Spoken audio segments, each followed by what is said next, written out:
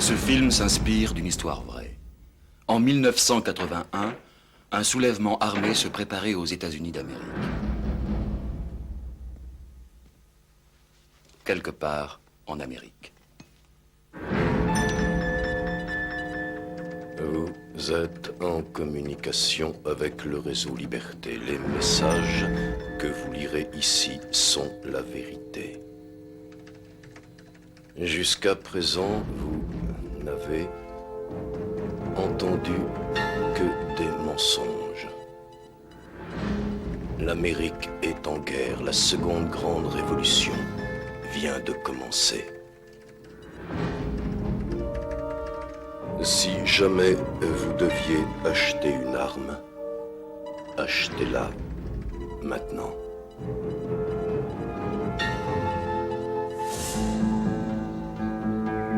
Montgomery, Alabama.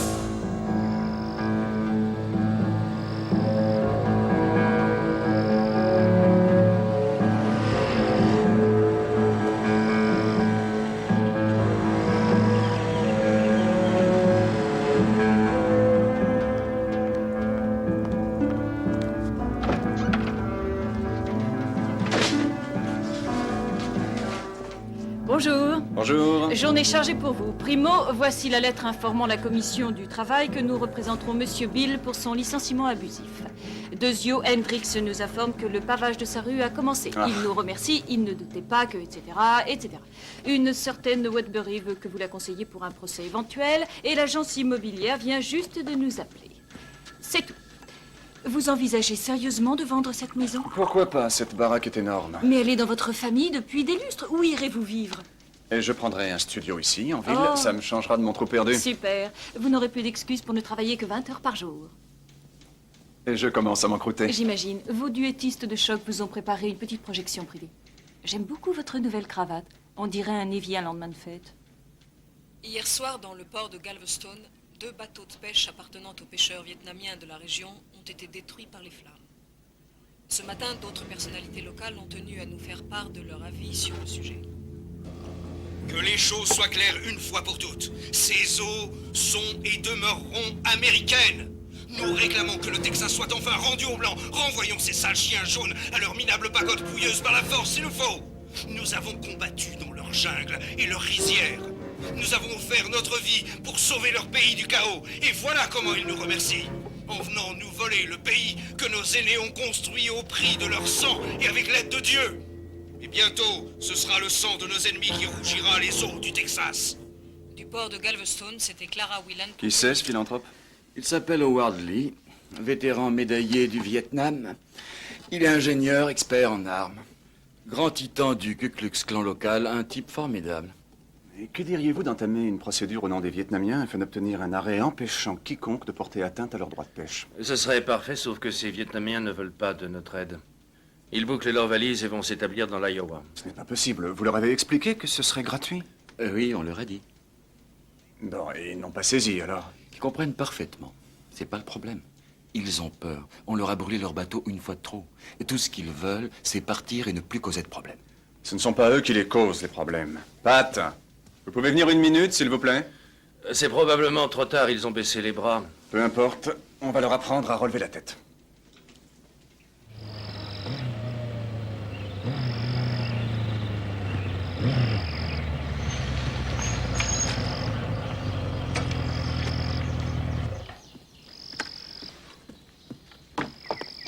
Bonjour, Pa. Ah, bonjour, chérie. T'es arrivé depuis quand? Maman m'a déposé après l'école. Je suis content de te voir. Je dois me rendre à Houston pour une affaire passionnante. Il semblerait que le Ku Klux Klan local s'amuse à terroriser des pêcheurs vietnamiens. Tu t'en vas tout de suite? Et je dois être à l'aéroport dans moins d'1 heure. Si tu veux, je peux te déposer. Non, pas la peine. J'ai encore tout un tas de devoirs. Maman passera me reprendre un peu plus tard. Pourquoi ma secrétaire déteste-t-elle toutes mes cravates? Et chérie, dis-moi franchement. Qu'est-ce que tu en penses? Ça ressemble à quoi? Un truc déterré par un chien. Tu trouves? Vraiment ravi que tu sois passé le dire, petit bon jeu. À bientôt, trésor.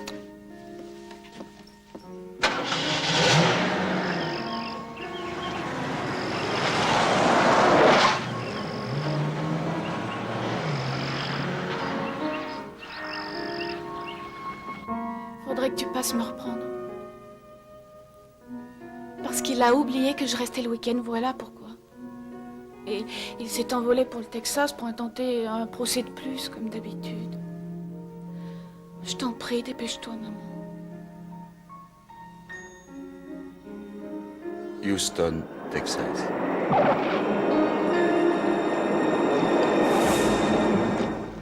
Je ne crois pas qu'ils vous écouteront, maître Dease. Ils ne sont pas faciles à convaincre, autant vous le dire tout de suite. Occupez-vous seulement de la traduction, je me charge de la persuasion.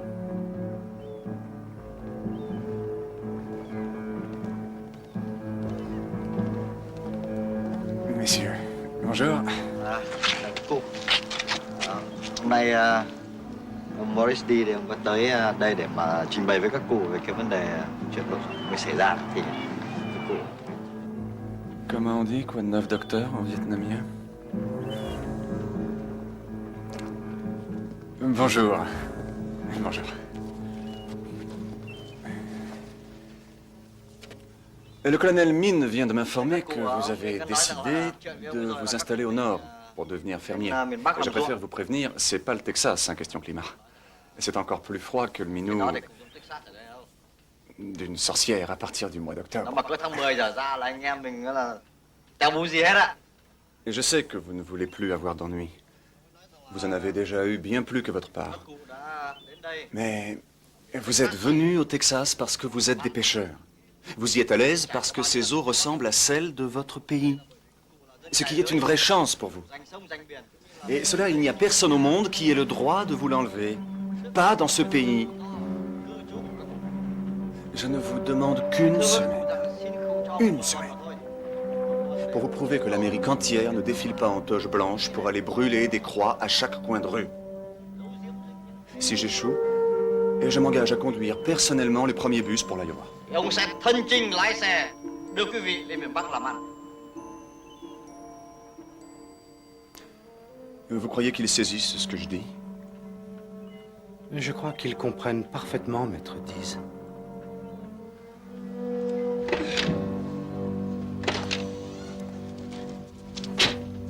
C'est dans quelle classe déjà? Le troisième porte à gauche dans le couloir d'en face. Parfait. Bon, je trouverai mon chemin toute seule. Je te retrouve à la salle de répétition. Attends de voir Monsieur Howard, c'est un prof fabuleux. Il est jeune, super mignon. Oh, il pourrait me faire aimer la physique. Je ne vais pas à une surprise partie. Juste une réunion entre les professeurs et les parents. Pardon, j'ai l'impression que le pluriel n'est pas vraiment de rigueur. Ton père travaille. C'est une affaire très importante. Ça, c'est pas vraiment un scoop. Chérie. On compte complètement pour du beurre. Il passe la plupart de son temps à défendre les droits de quelqu'un qu'on ne connaît pas et qu'on ne reverra jamais. Notre bonheur importe à ton père tout autant que le reste. Pourquoi essaie-tu toujours de lui chercher des excuses? Mais je ne lui cherche pas d'excuses. Alors pourquoi tu ne regardes pas la réalité en face? Je crois que ça suffit comme ça, chérie. Je pourrais remplir des pages entières de raisons pour expliquer notre séparation. Certaines dépasseraient sans doute ton entendement, si j'avais le courage de les aborder. Mais le travail de ton père et la passion qu'il y met ont toujours fait pencher la balance du bon côté. Quand tu auras une meilleure perception de la réalité, tu pourras expliquer aux autres comment la regarder en face, tu entends? Oui, j'entends.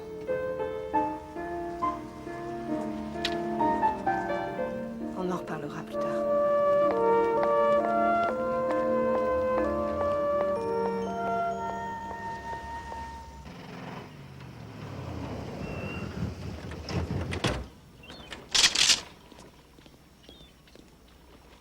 Et nous avons une audience demain matin à 9h. Je vous attendrai devant le tribunal. Merci beaucoup de tout ce C'est que rien. vous faites pour nous. Ne vous en faites pas, on s'occupe de tout. À demain. C'est une affaire qui marche.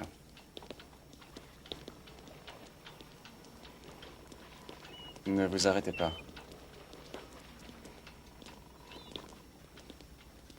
Excusez-nous. Je sais qui vous êtes, monsieur Dease. Je suis sûr que vous ne voulez pas faire de problème ici. Vous ne nous intimidez pas avec vos petites astuces juridiques de dégonfler. Ah, eh bien, on s'efforcera de ne pas l'oublier. Dease, espèce d'antéchrist juif, prends bien garde à toi, démon. C'est une grenade humaine, ce gars-là. Oui, et on va lui retirer sa goupille.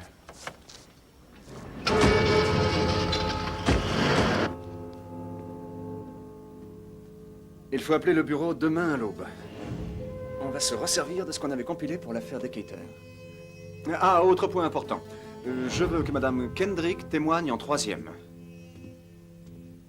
Wardley et ses boys ne se doutaient pas que ces Vietnamiens savaient seulement ce qu'est un avocat. Des illusions, et ça doit se perdre. Quand j'en aurai fini avec eux, ils feront plus la différence entre un crucifix et un fer à friser. Monsieur Lee, la Cour rejoint les conclusions de Maître Dease et de ses associés. Les agissements de votre organisation dans cette affaire sont inacceptables. Toute nouvelle tentative de violation des droits de ces pêcheurs vietnamiens feront l'objet de poursuites criminelles. Merci 1000 fois. Nous, les patriotes blancs, allons à présent déclencher la guerre raciale. Et elle s'étendra glorieusement à travers la nation.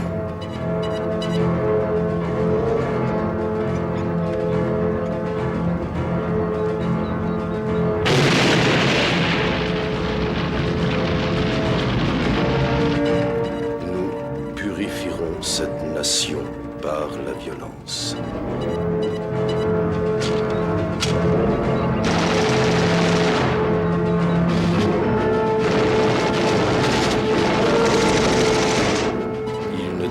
Y avoir ni prisonniers, ni survivants.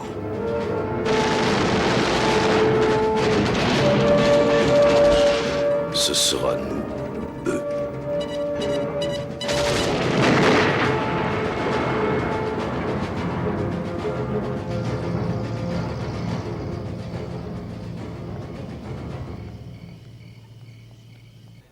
On a l'air de deux étrangers. On se croise à peine quand ils passent leur rendre visite. Le reste du temps, on pourrait aussi bien vivre dans des villes différentes. Essaie de lui parler. Je fais que ça. Pas de la bonne manière. Tu le fais seulement quand ça t'arrange. C'est une fille très maligne. Plus maligne que moi, ça c'est sûr. Elle sait que tu ne prêtes attention à personne, sauf quand tu as besoin de quelque chose. C'est peut-être ce qui fait un grand avocat, mais ça fait un père exécrable. Et un mari exécrable. Je croyais qu'on parlait d'Ellie. C'est exact. Tu marques un point. C'est une enfant de divorcée, c'est déjà bien assez difficile comme ça. Elle est persuadée que ce qui nous est arrivé est entièrement de sa faute. Ce n'est encore qu'une adolescente. Tu comprends, ses hormones sont en effervescence. Et je fais quoi en attendant que ça se calme? Elle a besoin d'un père. Pas d'un camarade, pas d'un petit ami. Et surtout pas d'un avocat.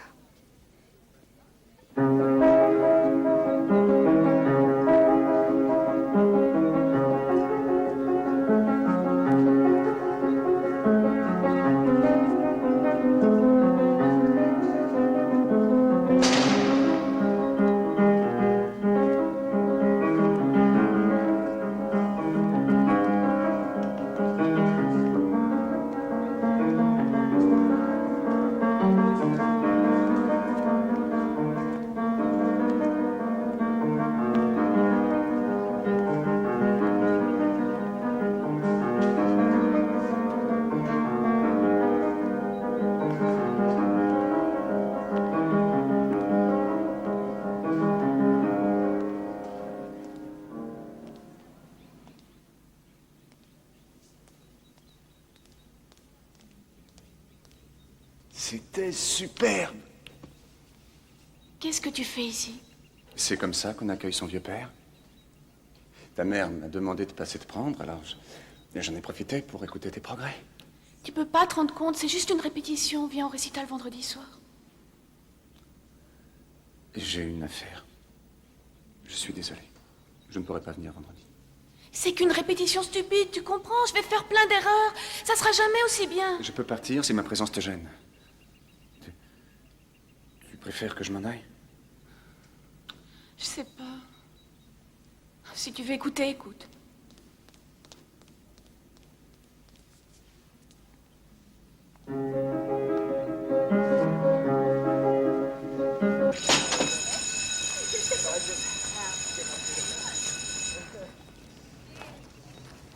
Je trouve que tu joues rudement bien. Merci. Où elle est partie, maman?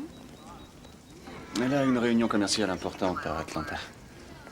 Et j'ai pensé que peut-être si tu voulais, tu pourrais dormir à la maison ce soir. Je peux rester toute seule à l'appartement, je suis assez grande. Je sais. Bon, alors pourquoi tu veux pas simplement me déposer? Ben, cette grande maison est bien vide. Alors, et j'aimerais bien un peu de compagnie. Tu n'as pas de travail à faire? Rien qui ne soit urgent. J'ai plein de devoirs, une montagne. Pas de problème. Tu sais, tu n'es pas obligé de faire tout ça. Je sais.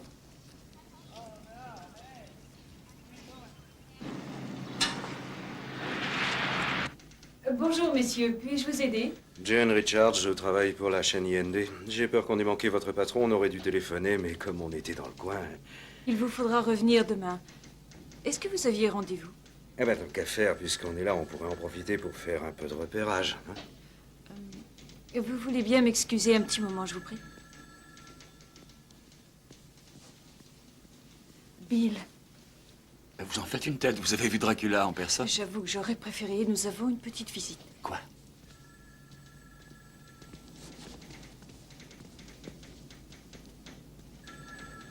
Vous pourriez me raconter l'histoire de ces photos de Maître Dease au Texas? Je vous prie de vider les lieux. Ah, bien sûr, dès que nous aurons fini cette Je visite, sais nous- qui vous êtes, monsieur Lee. La télé, c'est un stratagème infaillible. Qu'est-ce que vous voulez? Je l'ai déjà dit, on ne se laissera pas intimider ni par vous, ni par l'antéchrist d'avocat juif pour qui vous travaillez. C'est curieux cette réaction, on jurerait que vous êtes sur la défensive.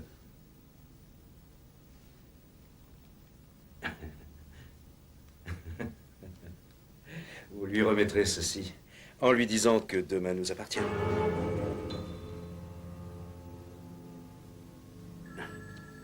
On plie bagage. Il faut appeler la police.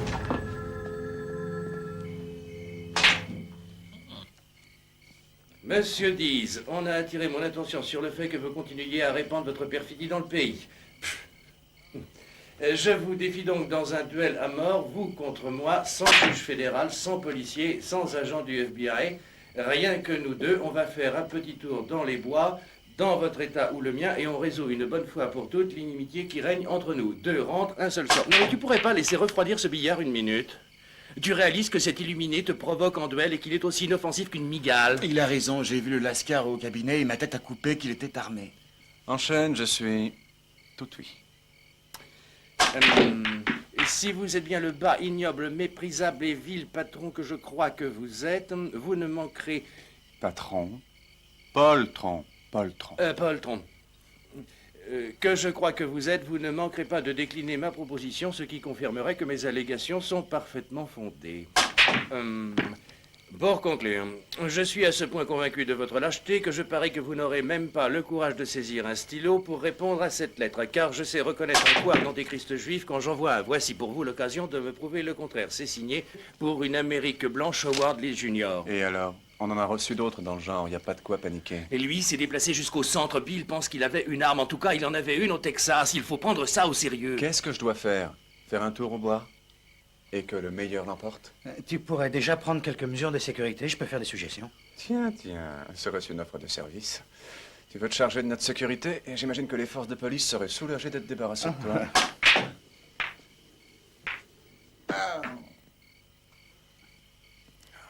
Écoutez, ce monde regorge de fous en tout genre.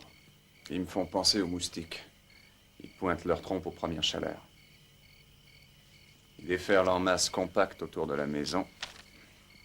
Je ne peux pas me terrer au fin fond de cette bicoque chaque fois que j'entends un bruissement d'ailes.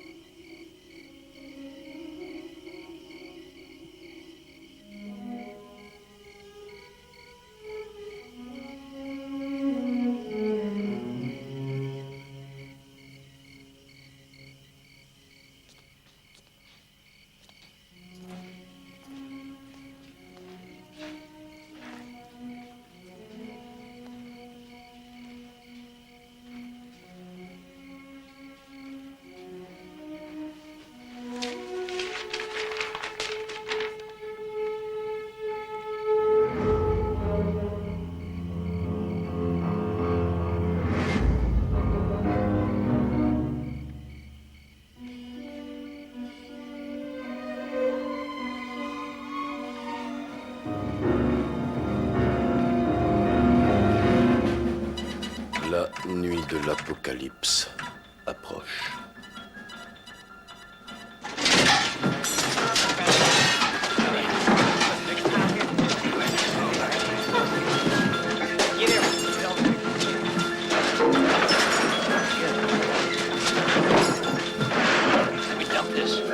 Cette ancienne grande nation doit être purgée. Mort aux membres du ZOG.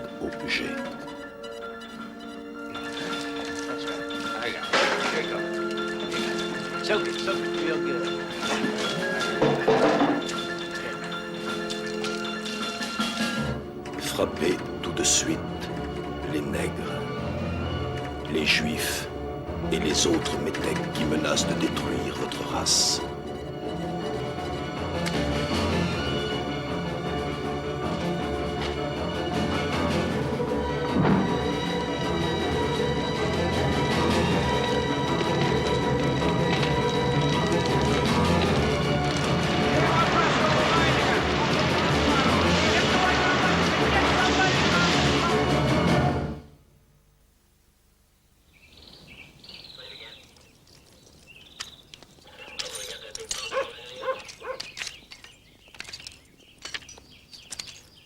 Enfin, Dieu merci, au moins, il n'y a pas de blessés. Danny, je veux savoir qui a fait ça et je veux le savoir aujourd'hui. Howard Lee. Ah, le bruit court que c'est toi qui as mis le feu. Et pourquoi ferions-nous brûler nos propres bureaux? Pour attirer la sympathie du public et pouvoir ramasser des fonds pour la cause, c'est pas compliqué. C'est d'un ridicule achevé. C'est peut-être ridicule, mais c'est exactement ce qu'on va faire. Quoi? On va envoyer des photos de ces ruines à chacun des noms du fichier. Ces débiles nous ont rendu service. Oui, à condition que tu retrouves cette liste. Ces types sont des forcenés.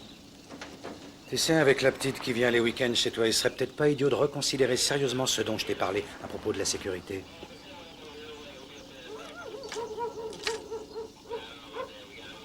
Tu veux t'en charger? Tu parles sérieusement? Est-ce que ça a l'air d'une plaisanterie?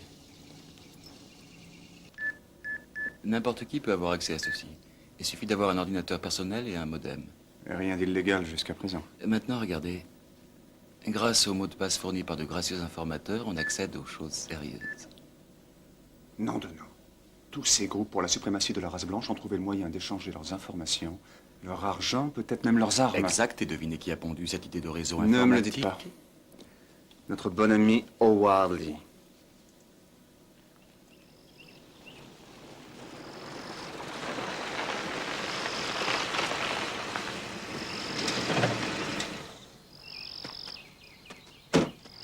Je suis très content que tu sois venu, ma chérie. Depuis que ta mère et toi avez emménagé en ville, je me fais l'effet d'un vieux paysan ou d'un ermite. Chérie. Hé, Tu vas vendre la maison? c'est trop tard. Je ne peux pas défaire ce qu'il y a entre ta mère et moi.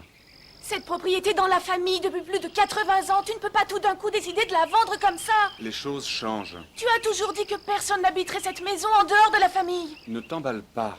J'aurais jamais dû venir.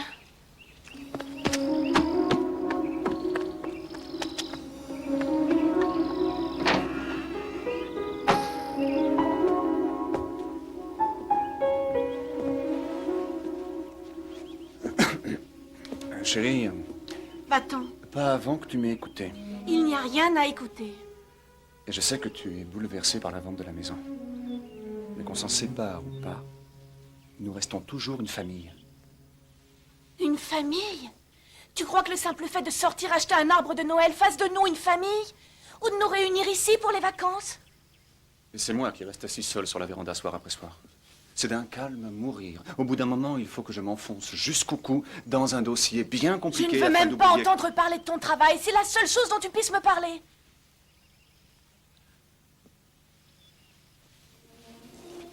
Mon travail, c'est ce que je suis. Et je ne peux pas changer ça. Oui. J'imagine que ça a dû être compliqué d'être la fille de Maurice Dees. Je suis navré, chérie. Et j'aurais dû te dire pour la maison. J'aurais dû.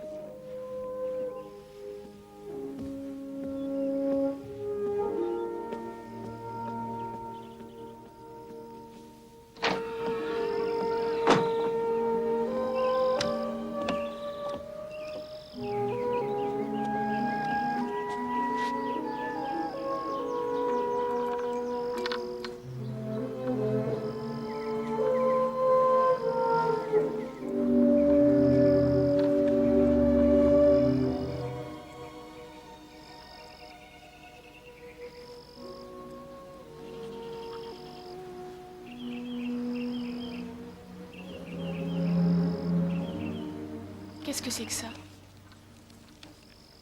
Oh, rien, une vieillerie. Montgomery Advertiser. Supplément commercial. Mars 1969. Dees vend sa compagnie. Maurice Dees, l'homme d'affaires de Montgomery, a vendu ce matin sa compagnie à la Times Mirror Corporation. Dees avait commencé en vendant des vieilles recettes de famille par correspondance alors qu'il était encore étudiant à l'université d'Alabama. C'est vrai, ça?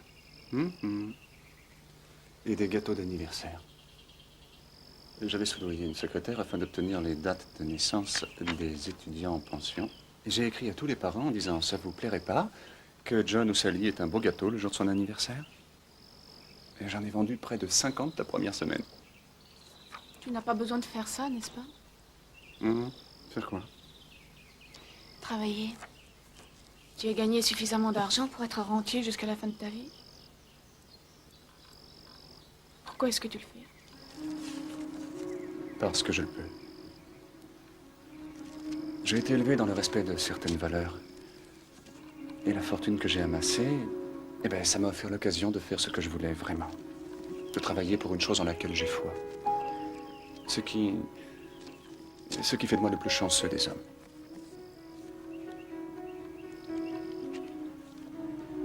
Ukiah, Californie.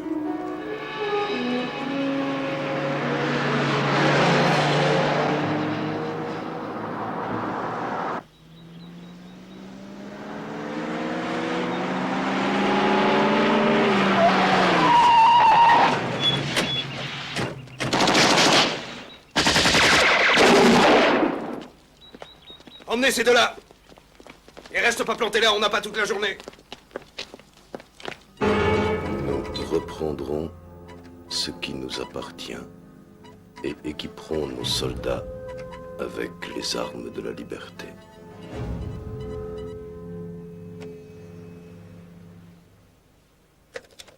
Vous reconnaissez notre bon ami. Le bouquin qu'il brandit est un roman de dernière zone sur un groupe de patriotes qui ont recours au terrorisme pour renverser le gouvernement. Une variation hamburger de Mein Kampf. J'ai un exemplaire pour chacun de vous. Tout à fait le genre de bluette que j'adore. Ouais, pour ces charmants garçons, c'est pratiquement la Bible. David Andrews, qui se proclame chef d'un groupe appelé les Bruderschweigen, également connu sous le nom de l'Ordre. Andrews était recherché pour une série d'attaques à main armée dans l'ouest du pays. Le but était de financer un arsenal.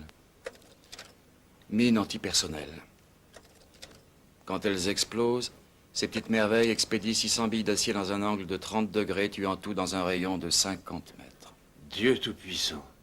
Où diable ont-ils eu toutes ces armes? Eh bien, ils les avaient soit dérobées dans des bases militaires américaines ou payées avec le butin qu'Andrews avait amassé en dévalisant des convois de fonds. Il y a de fortes présomptions pour que ce butin ait été divisé. Une partie a pu aller à Lee, une autre aux autres mouvements de suprématie blanche. Dieu seul sait à qui, au juste. Et qu'ont-ils l'intention de faire de tout ça? Se débarrasser de leurs ennemis, bien sûr. Tenez, ça vous donnera une idée de ce qu'ils ont derrière la tête. Voici Alan Berg, l'animateur de radio juif progressiste de Denver. Il raille tous ces mouvements racistes chaque soir dans son émission. Il rêve de le faire taire, ainsi que tous ceux qui ne pensent pas comme eux. Ils partagent de l'argent, ils partagent des informations ainsi que des armes. Ils œuvrent tous dans le même but qui est esquissé dans ce bouquin. Sur un plan légal, ça s'appelle une conspiration. Et on peut le prouver devant une cour? Ça me paraît possible. Il faut voir le problème dans son ensemble. Ça ne se limite pas au Sud ou au Ku Klux Klan. Ces gars-là sont dans tout le pays. Regarde, ils sont là, en Alabama, mais aussi dans le Michigan, en Californie, au Texas, dans l'Arkansas, l'Idaho et l'Arizona, au Missouri, en Caroline du Nord, dans tout le pays. Les uns liés aux autres d'une façon ou d'une autre.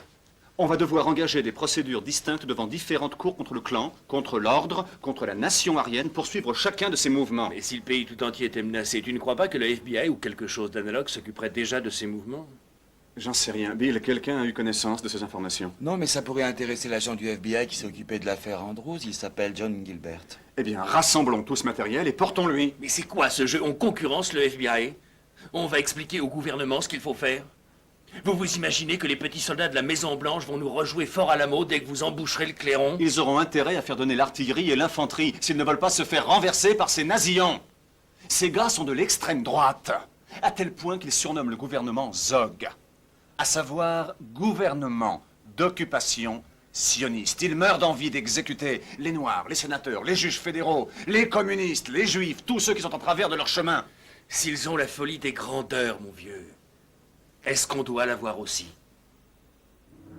Tard la veille de l'hiver, dans l'ombre d'une rue déserte, nous frapperons. Au sud-ouest du Missouri.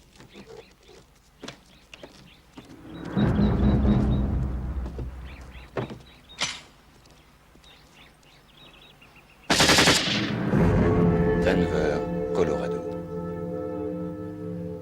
Bonsoir, Denver.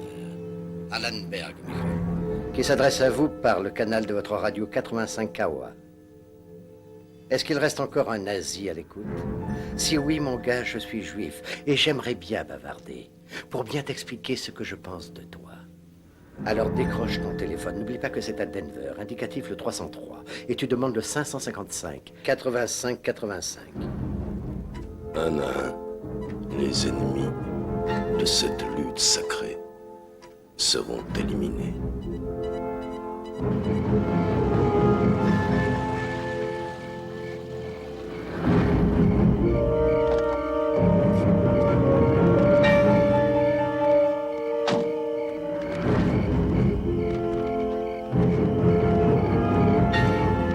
Alan Berg.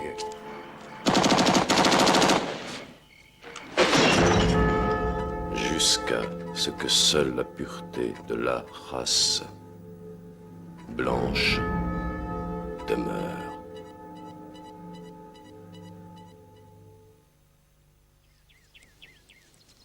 Superbe. Quel parfum. Il y en a une autre là-bas. Où ça? Une magnifique. Elle est juste en face de moi. mais- Tu n'as qu'à suivre mon regard. Celle-là? Non. Celle-là? Oui. Et ça fera le compte. Papa, qu'est-ce qui se passe? Aucune idée. Papa, T'inquiète pas, chérie. C'est Danny Welch, ça peut pas être grave. c'est cette lettre, non? Pourquoi tu ne m'as pas dit que tu avais vu cette lettre? Qu'est-ce qu'il y a au juste, Chérie, papa? Je t'en prie, mais c'est dis-moi, rien du qu'est-ce qui tout. se passe? Ne t'en fais pas, je t'expliquerai plus tard. On vient de me câbler ça. Excuse-nous. Les fédés ont identifié les types qui ont tué un animateur radio. Leur victime s'appelait Alan Berg. Ils l'ont abattu juste devant chez lui. Pourquoi? Et qu'est-ce que moi j'ai à faire dans toute cette histoire? David Andrews, son meurtrier, est mort lui aussi. Il était avec 3 hommes. Les fédés ont suivi leurs traces jusqu'à une cabane à côté de Seattle. Après la fusillade, ils ont retrouvé une liste sur Andrews. Une liste de leurs cibles. Berg était numéro 1, tu es numéro 2. Dorénavant, nous prenons ta sécurité très au sérieux. Et si je refuse? Tu perds un vieil ami. Aujourd'hui, au tribunal de Mobile, la tension est arrivée à son comble lorsqu'un jury composé de 11 individus de couleur et d'un blanc n'ont pu aboutir à un verdict au procès de Joseph Anderson, un noir accusé du meurtre d'Eugène Ballard, un policier de Birmingham. Il n'y a aucun indice qui permette de déterminer... Qu'est-ce qui se passe? Il y a un négro qui s'en tire après avoir descendu un flic. Avec 11 autres bambous là pour le juger. Ouais, bien. Faudrait que quelqu'un leur fasse comprendre que les gens d'ici marchent pas là-dedans. De façon claire et appuyée. Hé! Mais qu'est-ce qui vous prend? Vous êtes pas bien, non? T'emballes Vous pouvez pas faire attention, Il vous s'est pas tirez rendu là-dessus compte. comme si c'était du fer forgé. Vous allez complètement me l'arracher. Tu calmes, il va faire doucement, y a pas de quoi s'énerver. Comment veux-tu que je vende la maison si tout le monde s'amuse à la mettre en pièces? Tu peux me le dire, ça? Et à quoi rime tout ce cinéma, au juste? T'en penses ce que tu veux, mon boulot, c'est de te garder en vie. Le reste, je m'en bats l'œil. Je les laisserai pas me faire ça, moi. Tu ne peux les ignorer non plus. Tout ceci est ridicule, n'est-ce pas? J'aimerais, mais c'est sérieux. Ils veulent la bagarre.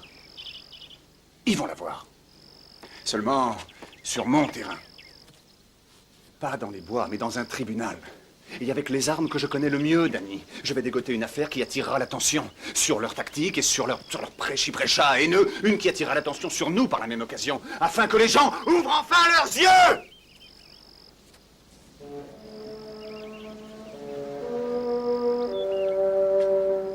Moi, ce que je connais, c'est la loi. Je vais me servir de la loi contre eux.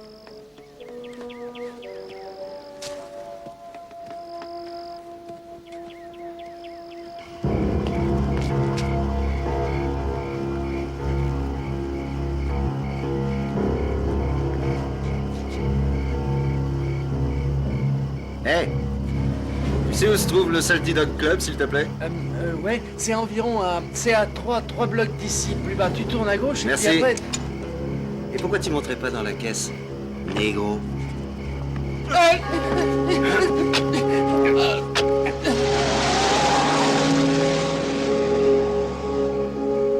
Au début, la police disait que le meurtre de ce jeune homme noir de 19 ans était un crime lié à la drogue. Puis elle a prétendu que Michael Donald était impliqué dans un triangle amoureux bizarre. Mais aujourd'hui, au terme d'une longue et difficile enquête criminelle, 2 membres du Ku Klux Klan, pas plus âgés que leurs victimes, ont été inculpés de son meurtre ici même à Mobile. Henry Hayes, âgé de 19 ans, risque une condamnation à la chaise électrique. Et James Knowles, surnommé Tiger, 17 ans, encourt la réclusion à perpétuité. Tous 2 ont déclaré avoir agi seuls. Les nouvelles de l'étranger.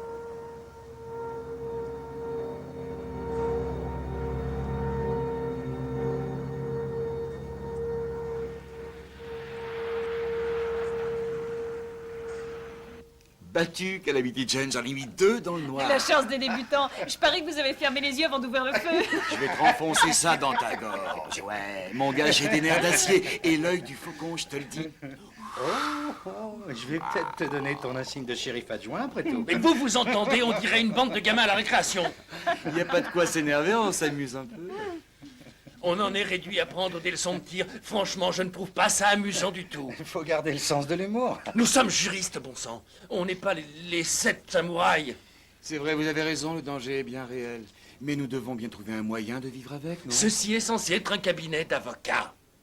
Oui, je sais. Et je seulement- suggère qu'on commence à se comporter comme si c'était un cabinet d'avocats. Écoutez, vous faites comme vous voulez, mais venez pas nous dire comment nous, on doit faire. Compris? Que se passe-t-il? Rien d'important. Avant tout, je tiens à vous remercier d'être venu si tôt, mais je veux qu'on se mette tous sur cette affaire immédiatement. De quelle affaire s'agit-il? Et j'ai trouvé l'affaire avec laquelle nous contre-attaquons. Tiger Knowles et Henry Hayes. 17 et 19 ans. J'arrêtais pas de me dire, c'est pas leur faute. Ces mômes n'ont fait que ce qu'on leur a dit de faire. Ce que le Ku Klux Klan leur a appris à faire. C'est comme ça que l'idée m'est venue. Quelle idée? Intenter un procès. Au nom de la mère de Michael Donald. Nous poursuivons les clans unis d'Amérique pour conspiration dans le but de nier les droits civiques de son fils. Je vous avais dit qu'il mijotait quelque chose. Sur quelle base légale, au juste? Respondiat superior. Nous démontrerons que le clan est une organisation qui enseigne à ses membres à commettre des actes de violence. Nous établirons un historique des actes de violence conduisant à ce lynchage.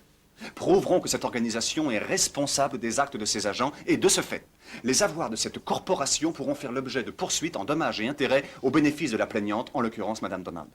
Le Ku Klux Klan a-t-il beaucoup d'argent? Quoi qu'ils aient, ça ne sera pas suffisant. Mais il n'existe absolument aucun précédent. On ne peut rien contre la liberté d'expression. Enfin, il faudrait pouvoir démontrer une incitation. Les paroles ne sont pas des actes. Et comment comptes-tu procéder?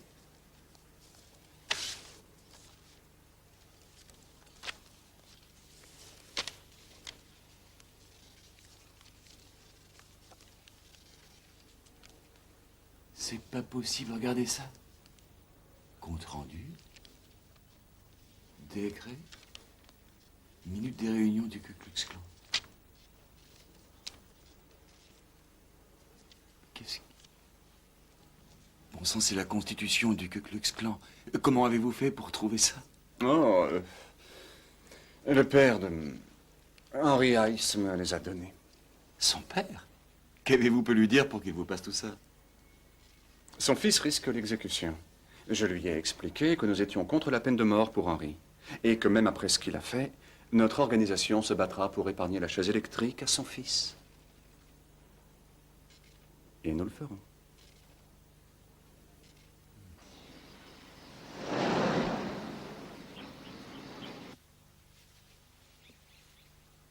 J'ai eu du mal à la trouver.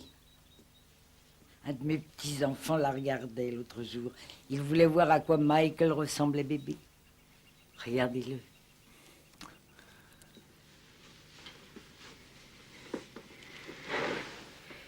C'était mon petit dernier. Après sa naissance, j'ai dû prendre un travail au dispensaire. Fallait que je l'emmène avec moi. Est-ce que vous y travaillez toujours? Oui, monsieur, ça fait 18 ans. Et j'y vais encore, malgré mon arthrite. Parfois, j'ai du mal à prendre l'autobus. Madame Donald, je suis prêt à travailler avec mon équipe et à porter cette affaire devant autant de tribunaux qu'il sera nécessaire, sans aucun frais d'aucune sorte. Mais il faut que je sache si c'est bien ce que vous voulez.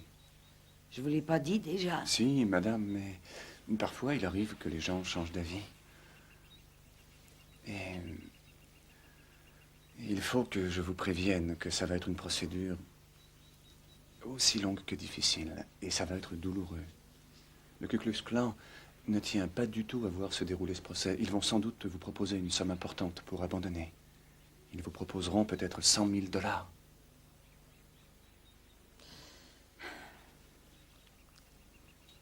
Vous savez, tout au long de cet hiver, j'avais mis des sous de côté pour m'acheter des meubles. J'avais vu un canapé et un fauteuil qui me plaisaient bien. Puis Michael a été assassiné. Et tout a été englouti par l'enterrement et le reste. Je suppose qu'on pourrait s'offrir un monceau de meubles avec tout ça. Sans aucun doute, madame. Vous pourriez acheter une maison.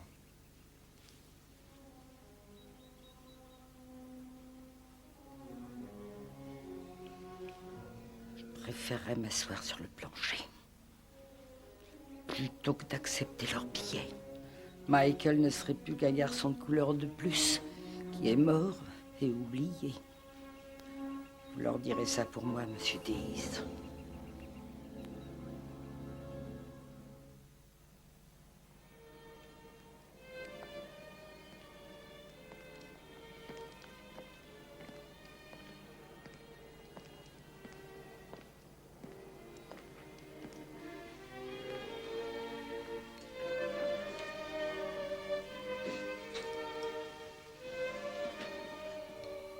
Oh! Bonsoir, papa. J'ai commencé sans toi, le sapin est pratiquement fini. Il est magnifique. Personne n'a encore goûté le lait de poule. Tu me dis ce que t'en penses? On dirait que tu en as fait assez pour abreuver l'armée entière. Au fait, puisqu'il y en a tellement, si on en faisait profiter les gardes. Excellente idée, ma fille.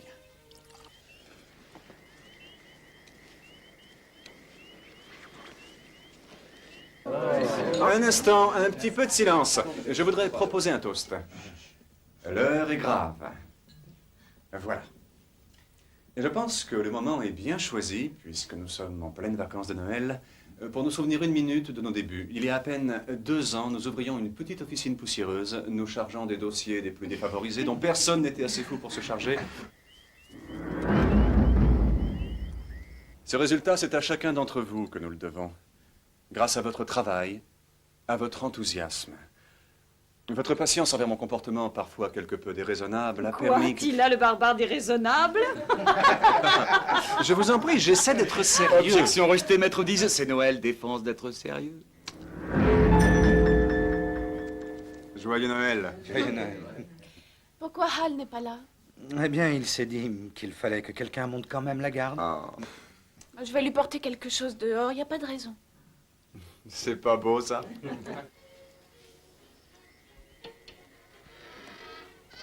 Bonsoir. Bonsoir, Ellie. Je vous ai apporté à manger. Oh, merci. J'avais un petit creux. C'est moi qui l'ai fait. Vous le trouvez bon? Excellent. Vous n'avez pas trop froid? Bon, je suis bien couvert, je sens pas le froid. Vous goûtez à sa cuisine? Tout juste. Vous êtes sûr que vous voulez pas rentrer vous amuser avec nous? Non, je sais pas trop. Laissez-vous tenter, c'est la fête, allez. Tu viens prendre le frais, toi? Je suis à la recherche du Père Noël. Il doit pas être loin. Et je viens de voir des traces de traîneau par là. Il peut pas être loin. Il doit faire sa tournée. Couchez-vous! Laissez-vous rentrer à l'intérieur! Vite, chérie, rentrez-vous à l'abri, vite! Allez, dépêche-toi, pour l'amour de Dieu!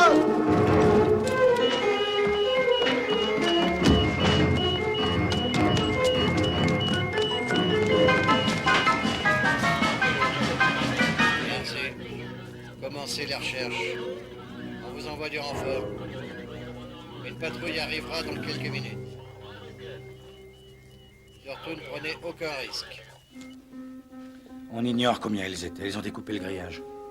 Je pense qu'il vaut mieux que chacun rentre chez soi et qu'on laisse les gardes faire leur travail. Tu penses pas, Maurice? Si, tu as raison.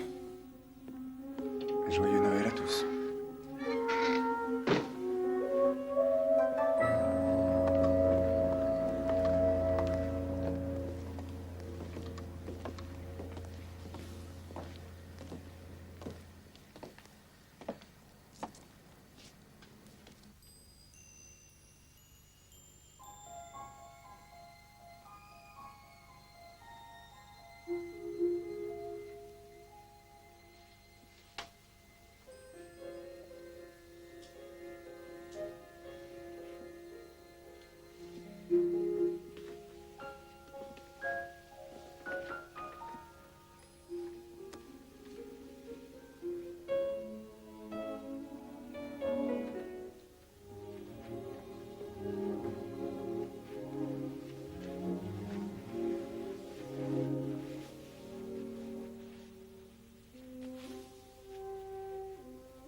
Papa?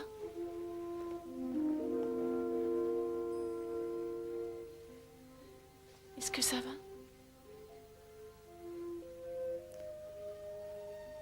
Tant que j'aurai mon petit ange gardien, rien ne pourra m'arriver.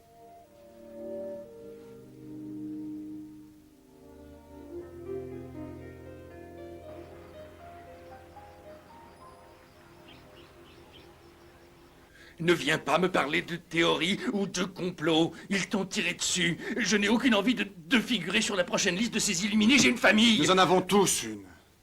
J'ai peur, moi aussi. Mais c'est exactement ce qu'ils veulent. Tu ne comprends pas ça? Tu ne crois pas qu'ils vont s'arrêter après moi? Moi, Michael Donald, Alan Berg. Ce n'est que le début. Ceux d'hier soir croient que tuer est un moyen de faire entendre leur message. Ces nazis y croient tous. Si seulement on pouvait. Je suis persuadé que si on parvenait à relier tous ces groupes ensemble, ils tomberaient Nous sommes en des bloc. avocats à la fin. Nous ne sommes pas des flics ou une bande de cow-boys. Si c'est le genre de frisson que t'affectionnes, frissonne sans moi. On forme une bonne équipe, on travaille ensemble depuis le début, Evan. Ne me laisse pas tomber. J'ai besoin de toi. T'as pas besoin de moi. T'as besoin de personne d'autre que de Maître Dease et une cause bien brûlante.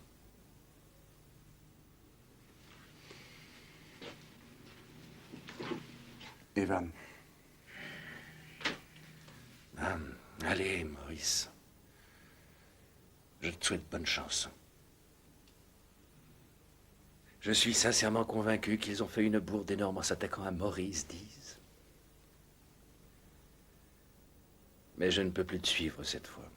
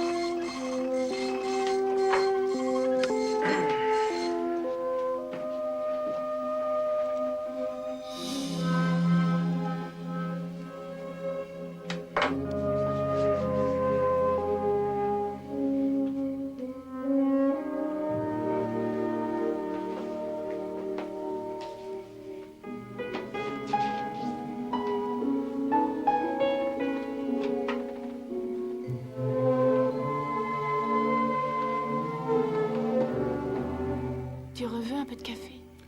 Avec plaisir. Sans sucre, avec une goutte de lait, merci.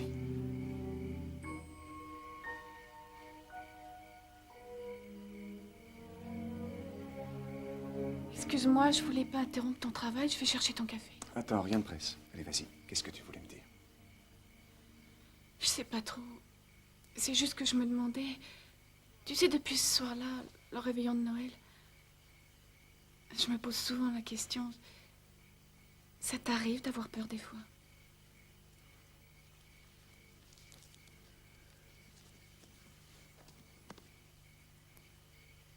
Continuellement.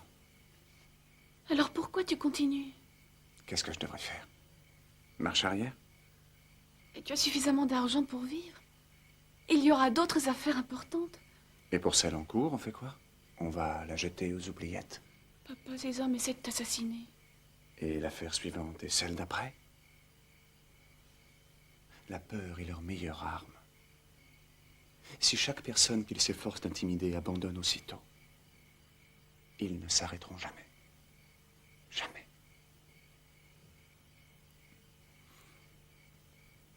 Je comprends que tu sois terrifiée, chérie.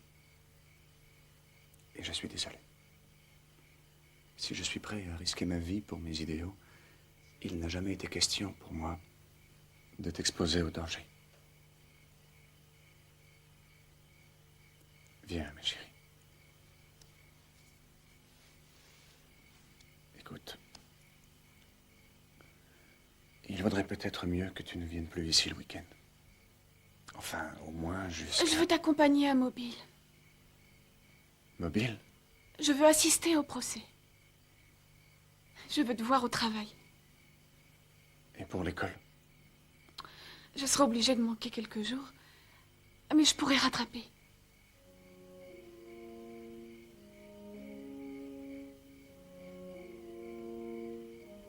Entendu.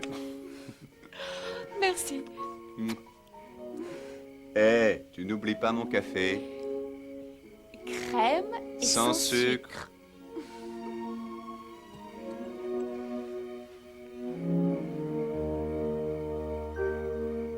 Ne vous formalisez pas. Les consignes de sécurité nous obligent à vérifier l'identité de tous les visiteurs. Ça ne me dérange pas. Je me sens déjà plus rassuré. Le seul véritable danger ici, c'est Boris. Si vous permettez, voici Richard Cohen. Maurice Dees. Monsieur Cohen postule pour la place de directeur juridique. Eh bien... Décontractez-vous. Heureux de faire votre connaissance. Tout le plaisir est pour moi. Merci, Pat. Bonne chance. Mettez-vous à l'aise, je vous en prie.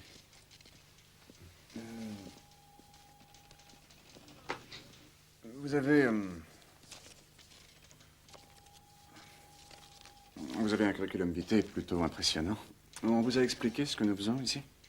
En partie, je sais qu'entre autres, vous avez du pain sur la planche à Mobile. Vous croyez qu'on a une chance de gagner?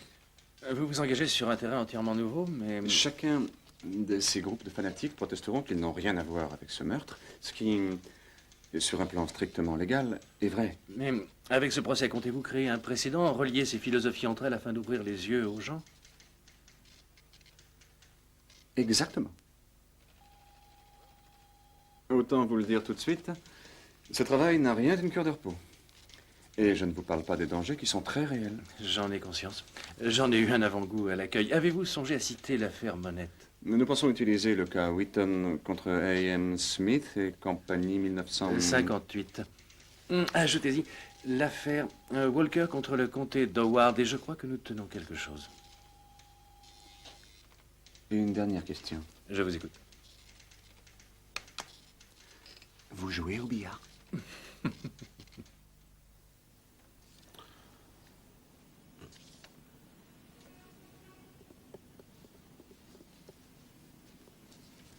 Tout ceci est très intéressant.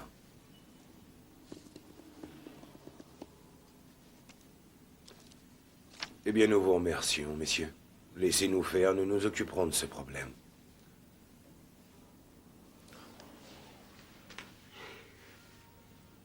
J'ai peur que vous ne saisissiez pas. Il n'y a pas une seule minute à perdre. En ce moment même, c'est une véritable guerre souterraine qui se livre en Amérique. Nous avons nos propres informations, Monsieur Stanton. Nous n'ignorons rien de tout Vous ça. savez à quoi a servi cet argent? Vous êtes au courant du réseau informatique? Des opérations de camouflage? Vous êtes au courant des armes qui ont été volées dans les arsenaux militaires? Pourquoi ne pas dire ce que vous savez? Ces gens préparent une guerre raciale. Ils visent à renverser le gouvernement des États-Unis d'Amérique. Vous comprenez ce que je vous dis? Écoutez, Monsieur D, je comprends mieux que beaucoup les dangers dont vous parlez. Mais je suis également un agent du FBI. Nous devons respecter certaines procédures avant de passer à l'action. Soit vous comprenez, soit vous ne comprenez pas, et c'est regrettable.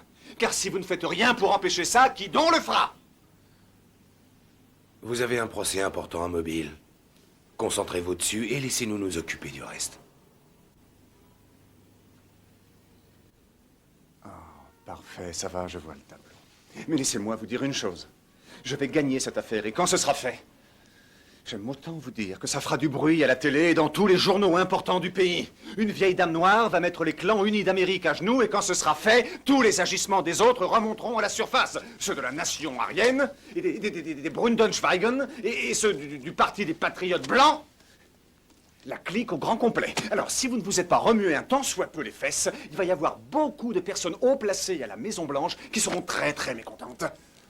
Je vous suggère d'ouvrir les yeux et de commencer à faire un peu de lecture.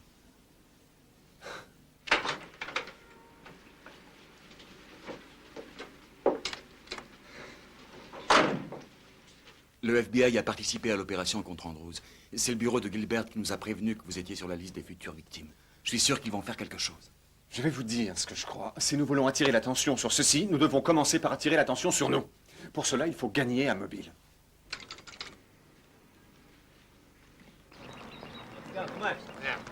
Mobile, Alabama.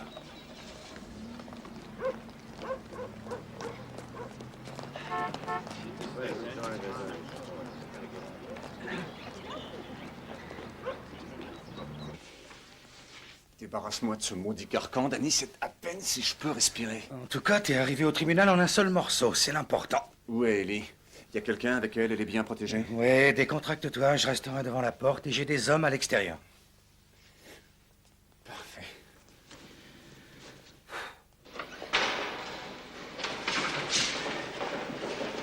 Enfin, une jolie cravate.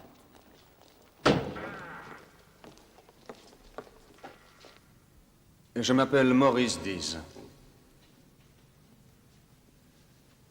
Maître Cohen et moi représentons Madame Beulah May Donald. Le fils de Madame Donald, Michael, a été sauvagement assassiné par des membres des clans unis d'Amérique. Il a été tué simplement du fait de la couleur de sa peau.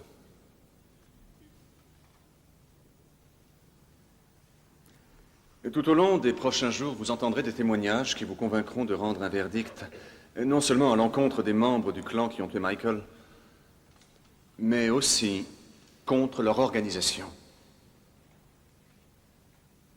Vous verrez des documents secrets du clan qui, jusqu'à ce jour, n'avaient jamais été rendus publics.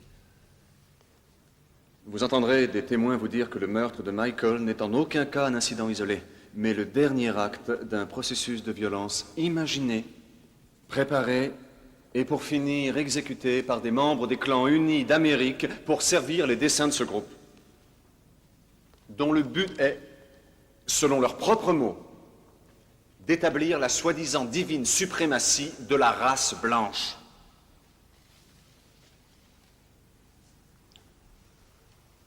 Pour commencer, les preuves établiront qu'une section d'un groupe national intitulé les Clans Unis d'Amérique se réunit chaque mercredi à Mobile, la section 900. Le chef de la section 900, également dénommé selon la hiérarchie du clan Grand Titan, est Monsieur Benny Jack Hayes. Monsieur Hayes, voici la pièce numéro 55. Pouvez-vous l'identifier, je vous prie? Vous n'êtes pas censé avoir ceci. Il s'agit d'un document privé. Je vous l'ai confié pour que vous le consultiez. S'agit-il de la Constitution des Clans Unis d'Amérique? Je ne répondrai pas à cette question. J'ai prêté serment au clan de ne pas révéler ses secrets. Votre honneur, pouvez-vous prier le témoin de répondre à la question? Le serment qu'il a prêté au clan ne saurait gouverner son témoignage devant cette cour. Veuillez répondre à la question, monsieur Hayes.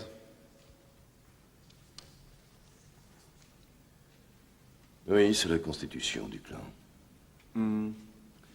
Voulez-vous avoir l'obligeance d'ouvrir à la page 27 et de nous lire le propos et le but des Clans Unis d'Amérique?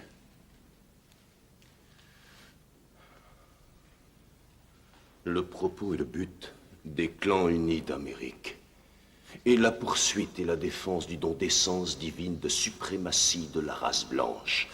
Et chacun de ses membres doit être prêt, quoi qu'il advienne, à faire le sacrifice de sa vie pour l'accomplissement de cette mission sacrée.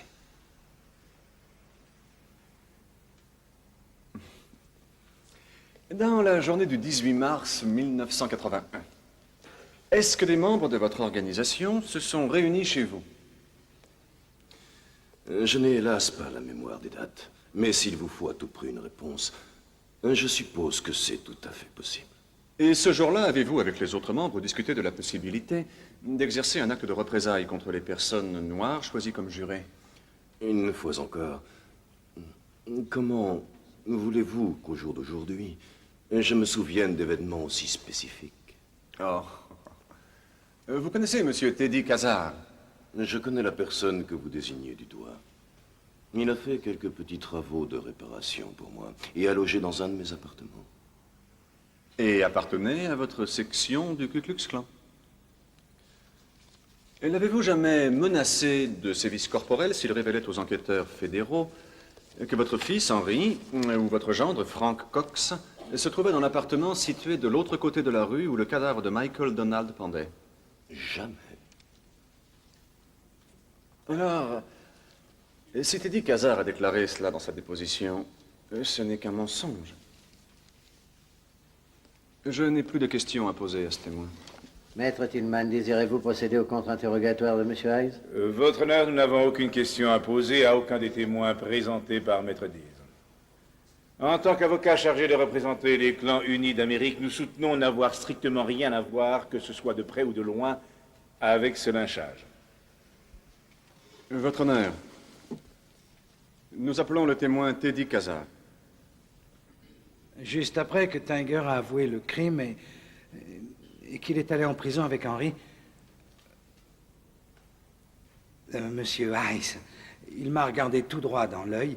Il a dit ce qui arriverait aux personnes qui témoigneraient contre le clan. Il a dit que ça serait pire pour eux que tout ce qu'on ferait à son fils. Avez-vous pris cela pour une menace? Ça, c'est sûr. Vous avez fait quelque chose pour vous protéger? Je suis allé me payer un bon pistolet. Mais comme j'ai plus d'argent, j'ai dû le mettre au clou. Alors je suis resté à la maison. Et je me suis caché derrière le lit. Parce qu'une fois, j'avais déjà reçu 50 coups de lanière de cuir en punition, à la maison où le clan se réunit. Vous voulez bien dire au jury pourquoi vous avez reçu cette punition? C'est vieux, je me rappelle plus. Teddy a raconté au jury. Parce que je m'étais vanté devant ma concierge que je savais brûler une croix. 50 coups de lanière de cuir seulement pour ça? Mais ils étaient plus fâchés après, parce que... Après, ils m'ont quand même laissé brûler des croix. Oui, c'est exact. Parce que vous et Frank Cox êtes ceux qui avaient brûlé la croix la nuit du meurtre, hein? Oui, monsieur. Saviez-vous pourquoi vous brûliez cette croix ce soir-là, au juste? Monsieur Hayes, il avait dit quelque chose à propos d'un noir qui s'en était tiré après avoir descendu un officier de police blanc, je crois. Mais vous n'êtes pas sûr? Et quand M. Hayes commence à prendre sa grosse voix, je préfère penser à autre chose. Alors je peux pas dire que je savais ce qui se passait, non.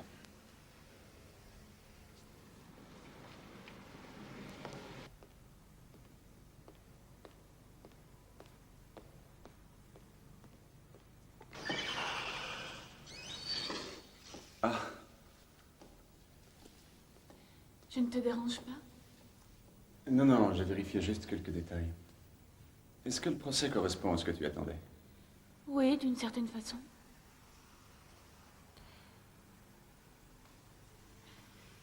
Je ne crois pas que Teddy Kazar devrait figurer parmi les accusés. Tu trouves? Je viens juste de finir de lire sa déposition. Il n'a pas pris part à l'élaboration de ce plan. Il ne savait pas ce qui se passait ce soir-là, comme les autres soirs, si tu veux mon avis. Je crois qu'il savait, il faisait partie de la Claverne. C'était leur tête de turc, pas plus. C'est un membre du Ku Klux Klan. Nous visons justement à démontrer que les membres du clan agissent en réponse directe à ce que leur enseigne la doctrine du clan depuis son origine. Mais Teddy Kazar ne réagit pas en réponse directe à quoi que ce soit. Il n'est même pas capable de penser à lui. Comment peut-on le soupçonner d'être responsable de ce qu'on lui apprend s'il n'est pas assez intelligent pour le comprendre?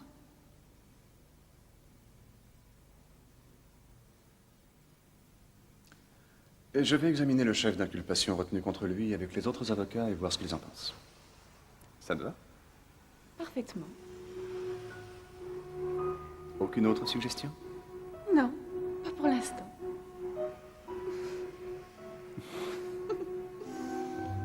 Cher conseiller, puisque vous comptez critiquer l'affaire, autant prendre place à mes côtés pour suivre les débats. Sérieux? Sérieux.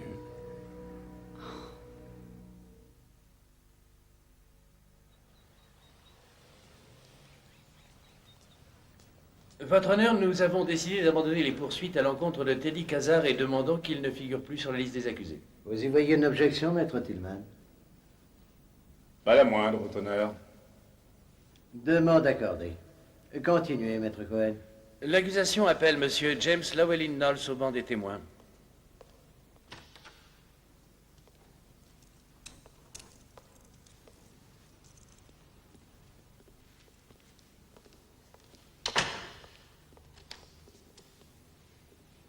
Jurez de dire la vérité, toute la vérité, rien que la vérité. Levez la main droite et dites « je le jure Je le jure. ». Vous pouvez vous asseoir. Et veuillez décliner votre identité complète, je vous prie. James Llewellyn Knowles Jr. Avez-vous reçu une condamnation pour l'assassinat de Michael Donald? Oui, c'est vrai. À quelle peine vous a-t-on condamné? Perpétuité. Faisiez-vous partie du Ku Klux Klan au moment du meurtre? Oui. Étant membre du clan, je suppose que vous deviez recevoir une éducation sur son histoire et sa substance spirituelle. Oui, monsieur, nous avons des réunions chaque mois pour réviser et apprendre la doctrine du clan. Je vais vous interroger à présent sur certains faits que vous avez peut-être étudiés sur l'histoire du clan. En 1963, est-ce que Robert Chambliss, qui était membre du clan, a posé une bombe dans l'église baptiste de la 16e rue, causant la mort de 4 petites filles noires? Oui, monsieur. Objection, votre honneur. Ces crimes appartiennent au passé. Ils sont sans rapport avec cette affaire. Au contraire, votre honneur, nous avons l'intention de démontrer que les clans unis d'Amérique encouragent leurs membres à commettre des actes de violence raciale comme moyen d'atteindre leur but de suprématie blanche, et que cette organisation se trouve de se faire responsable des actes de ses membres. Votre honneur, nous comptons utiliser ces crimes afin d'asseoir notre démonstration. Objection rejetée. Poursuivez, maître Diaz. Merci. En 1965, alors que le docteur Martin Luther King allait de Selma, Alabama à Montgomery, est-ce que des membres du clan ont tiré, tuant Viola Liuzzo qui conduisait sur l'autoroute? Oui, monsieur. 3 membres ont été condamnés pour cet assassinat.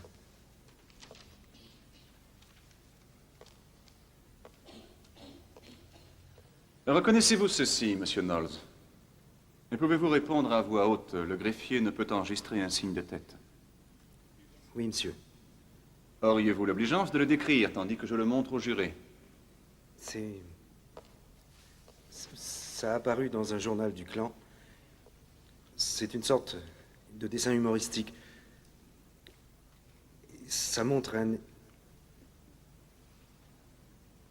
un homme de couleur pendu au bout d'une corde.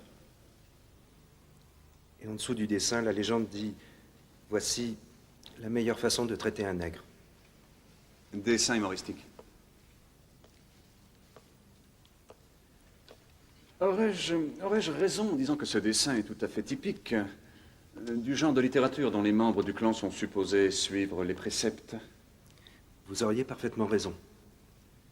Monsieur Knowles, en tant qu'officier des clans unis d'Amérique, quel était le supérieur hiérarchique qui était directement responsable de vous? Le grand titan, monsieur Benny Hayes. Avez-vous jamais eu l'occasion de discuter avec monsieur Hayes de la possibilité de lyncher un noir? Si, monsieur. Je vois. À présent, vous voulez bien vous tourner vers les jurés et leur raconter ce qui s'est passé. Simplement, sans faire de phrases. Je ne vous interromprai que si nécessaire. Si vous voulez. Eh bien, Henry Hayes et moi-même, vous savez, on n'arrêtait pas de remonter et de descendre l'avenue Davis. Et au bout de 3/4 d'heure environ, on en a vu un, mais il discutait au téléphone. Alors on a décidé d'en choisir un autre parce que celui-là risquait de faire des histoires. Vous ne cherchiez donc personne en particulier? Oh non, vous savez, il avait bien dit que n'importe quel noir ferait l'affaire. Continuez. Eh bien, un peu plus tard, on est tombé sur Michael. Il était seul et Henry conduisait. Alors je lui ai demandé mon chemin et j'ai sorti une arme. Je lui ai dit de ne plus bouger. Et puis je l'ai fait asseoir sur la banquette arrière. Et je me suis assis à côté de lui. Henry a démarré et on a pris la direction du comté de Baldwin. Est-ce que vous l'avez frappé? Non, pas dans la voiture. Et quand vous êtes sorti de la voiture, est-ce qu'il s'est débattu? Oui, il nous a attaqués, Henry et moi. Il se battait comme un fou. Et on l'a fait tomber. Il était juste couché par terre, vous savez, comme un animal enragé. Henry a pris la corde dans la voiture et à nous deux, on a pu facilement lui passer autour du cou.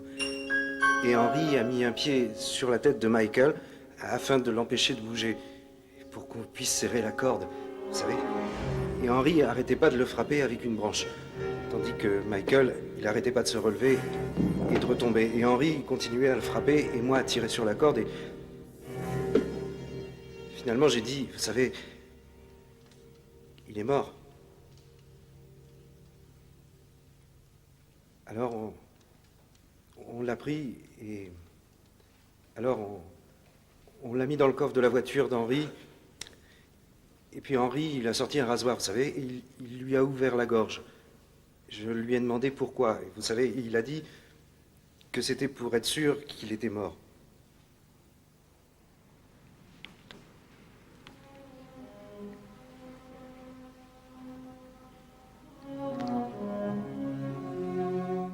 Je crois qu'on peut s'en servir. Oui, c'est intéressant. Vous voyez autre chose? Sur la Constitution, je crois que ce point-là est important ici. Mais si on peut établir la corrélation avec le point précédent, ça nous fait un On peut creuser ça.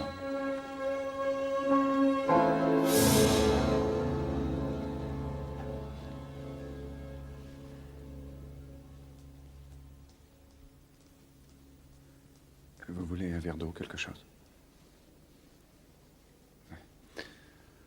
Plus que 2 heures d'audition et ce sera tout pour aujourd'hui.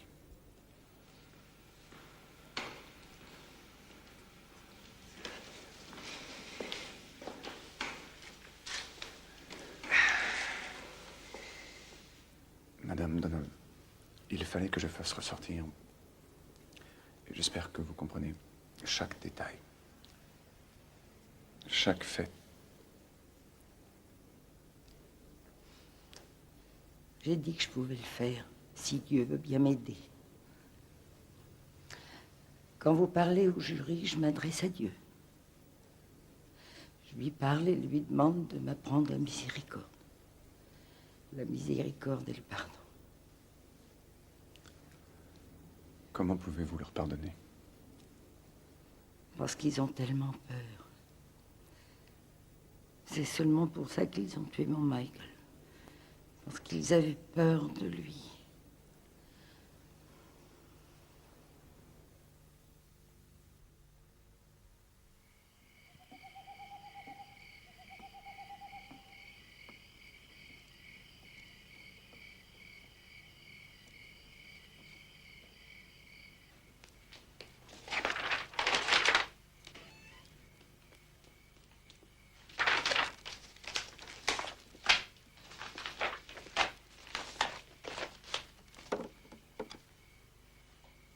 Ah, c'est vous, Al. Je vous ai pas entendu entrer.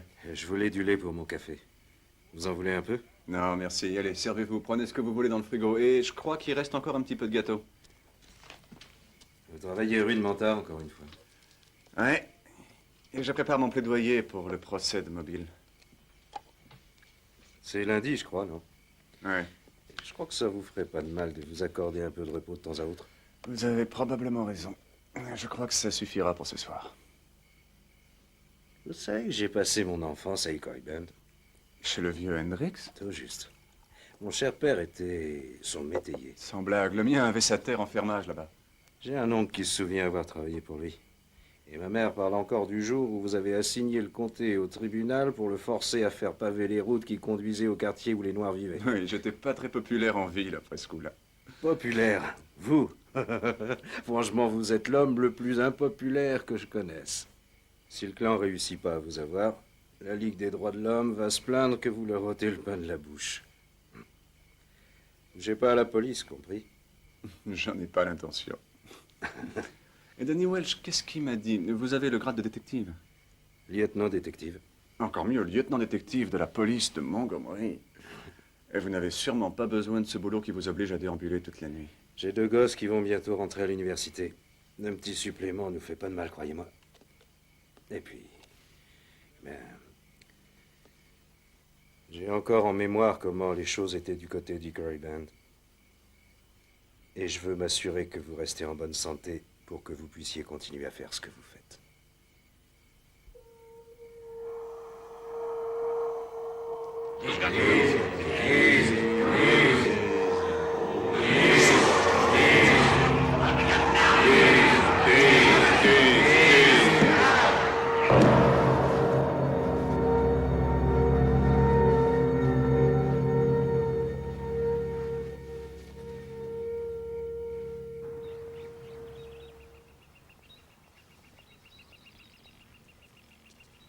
Il n'y a pas la moindre preuve que les clans unis d'Amérique aient quoi que ce soit à voir avec ce crime sadique et abominable.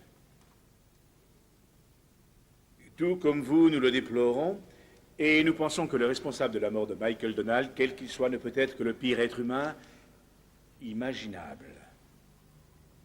Mais c'est une chose dangereuse, mesdames et messieurs, si une organisation politique comme les clans unis d'Amérique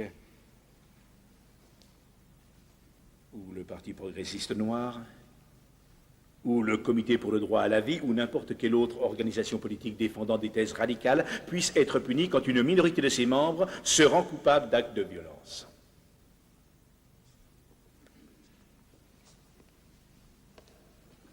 Maître Dease déclare que dans notre pays, nous ne punissons pas les pensées, mais les criminels. Eh bien, Henry Hayes se trouve dans le couloir de la mort à la prison d'Holman. Et Tiger Knowles, vous l'avez vu au banc des témoins décrire sans omettre le moindre détail atroce ce crime ignoble, comme s'il commandait des croissants pour le petit déjeuner, sans trace de remords ni de compassion. Alors, si un message doit être entendu, dites-leur que dans ce pays, nous punissons les criminels et pas les pensées. Merci. Si l'avocat de la plaignante veut bien faire son plaidoyer à présent.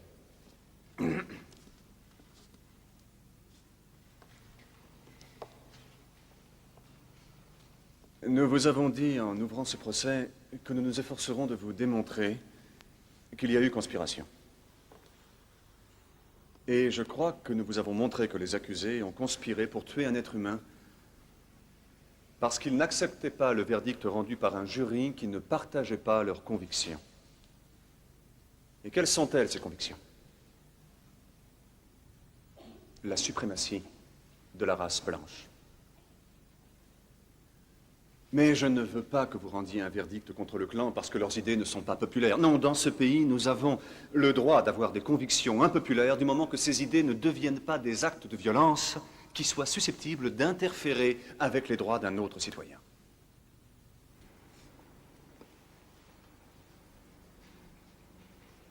Mais, eux, ils ont mis une corde autour du cou de Michael Donald. Ils lui ont infligé une mort atroce sur une route poussiéreuse du comté de Baldwin, afin de faire entendre leur message à tout le monde. Maintenant, vous aussi pouvez faire entendre un message qui résonnera du sommet de ce tribunal et qui pourra être perçu des montagnes rocheuses jusqu'aux rives de New York. qu'un jury entièrement composé de blancs d'Alabama ne tolérera jamais aucune violence raciale d'aucune sorte, sous quelque forme que ce soit.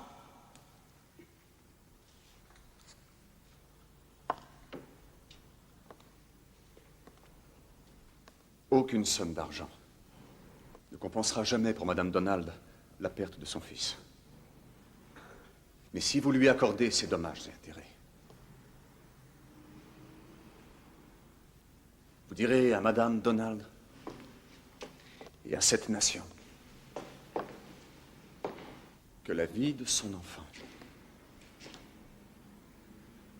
avait autant de valeur et était aussi précieuse que celle de quiconque.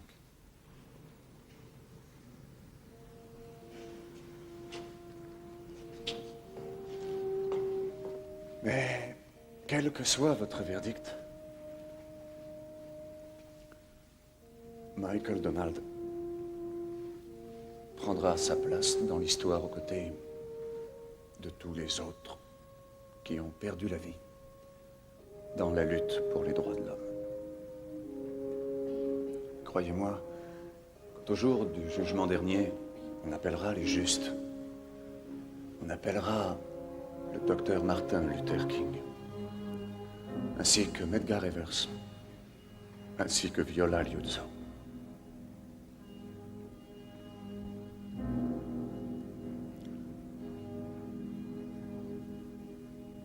Et ils appelleront également Michael Donald. Merci.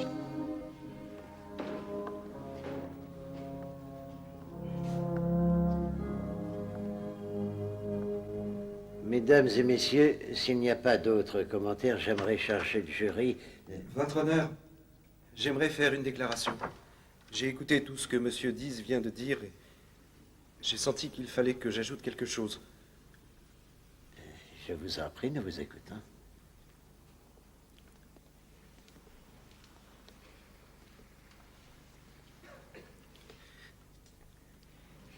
Mesdames et messieurs, il y a juste quelques petites choses que je voulais vous dire. Je sais bien que certaines personnes ont essayé de discréditer mon témoignage, mais tout ce que j'ai dit était vrai. J'ai tué Michael Donald. Et j'ai agi en tant que membre du clan quand je l'ai fait. Mais pourquoi il dit ça? Non, ne vous inquiétez pas. Madame Donald, je ne peux pas vous rendre votre Michael. Dieu sait que si je pouvais échanger ma place contre la sienne, je le ferais.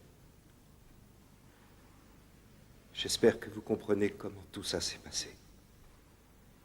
Je suis désolé que ça se soit passé. J'espère que le prix qu'il m'en coûtera servira d'exemple.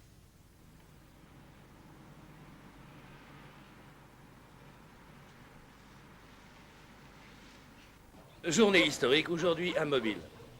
Un jury entièrement composé de blancs a accordé à Madame Beulah May Donald des dommages et intérêts d'un montant de 7 millions de dollars aux dépens des clans unis d'Amérique pour le meurtre de son fils Michael que des membres du clan avaient commis. Oui, 7 millions, un montant qui pourrait bien conduire l'organisation entière à la faillite. Bonjour. Eh bien, vous vouliez nous voir? Oui. Remarquable le dossier que vous m'avez donné. Toutes les informations concordent avec les éléments que nous possédions. Merci. Que va-t-il se passer? Le début de l'opération coup de balai. Ce qui veut dire 14 mandats d'amener fédéraux. Sous l'inculpation de sédition, tentative de renversement du gouvernement. Pas mal, hein? Qui ont-ils inculpé? Lee, Wilson, Rivers, Miles, toute la clique. Laissez-moi passer, laissez-moi passer. Mais fichez-moi la paix. Laissez-moi. Fichez-moi la paix, laissez-moi. Charmant vieillard. C'est bien là toute l'histoire. Les parents apprennent à leurs enfants, qui apprennent à leurs enfants. Benny Ice n'est qu'un maillon de la chaîne. Vous savez, monsieur Deese, ça serait pas une mauvaise idée que vous disparaissiez quelque temps du pays? Juste le temps que l'opération coup de balai soit finie. Vous êtes sérieux? À vous de voir, mais je crois que ça serait plus sûr pour vous. Eh bien, merci pour tout. Merci à vous. Soyez prudents. J'essaierai. Merci de m'avoir permis d'assister au procès, papa. Tu m'as bien aidé. Et tu penses à embrasser la carrière d'avocate? J'en sais rien. Il travaille plutôt dur. Chérie, je vais partir du pays pour quelques semaines. Où est-ce que tu vas? Je vais prendre des vacances. Toi? En vacances?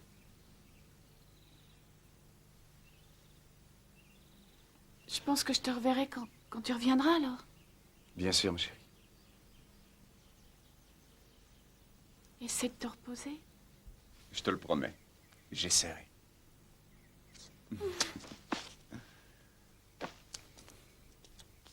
Au revoir. Reviens vite. Merci. Pas de quoi.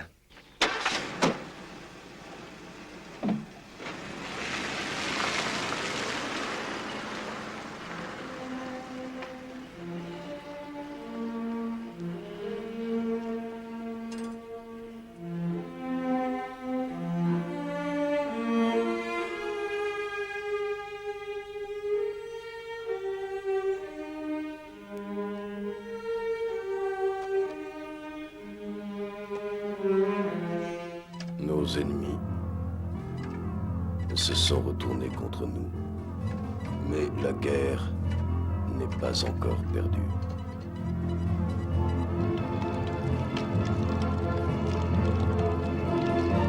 Une nouvelle génération devra continuer jusqu'à ce que les rivières soient rouges du sang de nos ennemis.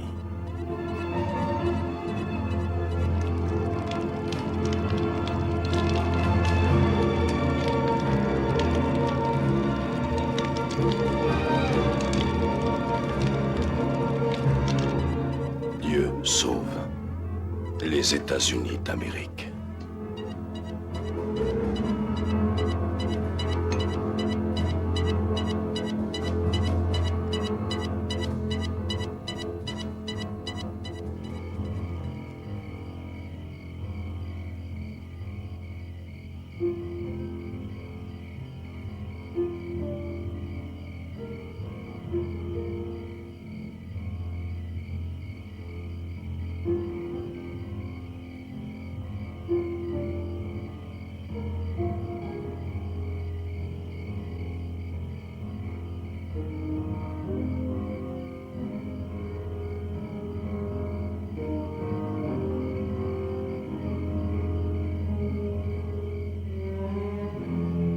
Incapables de verser les dommages et intérêts auxquels ils avaient été condamnés, les clans unis d'Amérique furent forcés de remettre leurs quartiers généraux à Madame Donald, ce qui les conduisit à la faillite.